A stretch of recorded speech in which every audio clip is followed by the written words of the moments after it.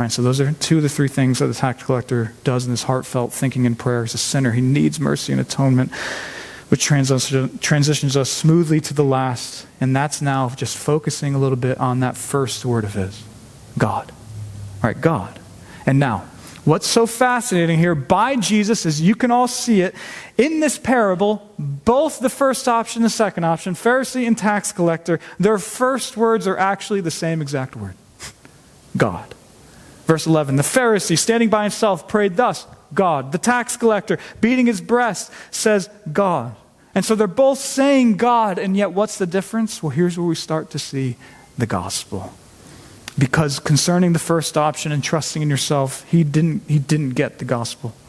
Meaning, sure, he was using God's name, but he was mainly doing it for his own self-righteousness and okayness based on himself. He did it basically out of just self-reliance. Meaning, for a person like this, their main thinking, just kind of default it's about me and what I've done and how good I kind of am. And I'll make something of myself, especially when I compare myself to others. And then sometimes people like that can also add the thing, and yeah, God, thank you for all of that.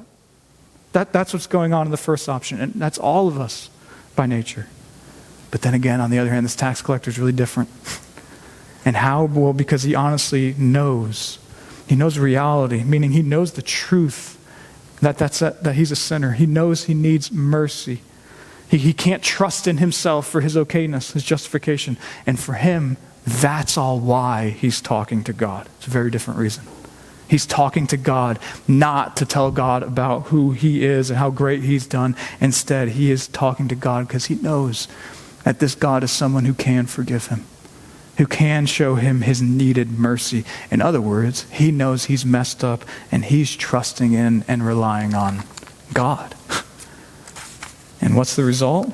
Well, God responds and answers. Jesus tells us that because, as we talked about already, it's the tax collector who then is justified. His unrightness is dealt with. Not in that he is sinless from here on out. Just to be clear, that is not the gospel of Christianity. But his solution to his biggest issue now and forever has been found and resolved in God's mercy and forgiveness. It really has. Well, again, for the person who's trusting himself, that doesn't happen. Or really, just so we can see it again, how Jesus says it. Look at verse 14. I tell you, this man went down to his house justified rather than the other. For everyone who exalts himself will be humbled, and the one who humbles himself will be exalted. And really, church, that is the gospel of grace. That's good news, brothers and sisters. We shouldn't and we don't need to exalt ourselves. Rather, we are declared okay and justified with God and then aligned with who we were meant to be forever by not relying on ourselves, but by looking to God for mercy.